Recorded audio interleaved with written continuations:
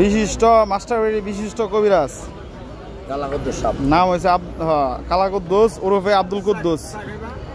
না বাবা চা খাইতাম না, পারলে কটা টাকা দে।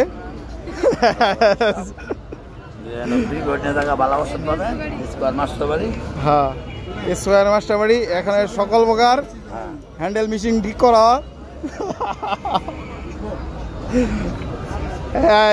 দেখ বাবা টাকা হাত দিছে, কিছু হইলো টাকা দিব। যাক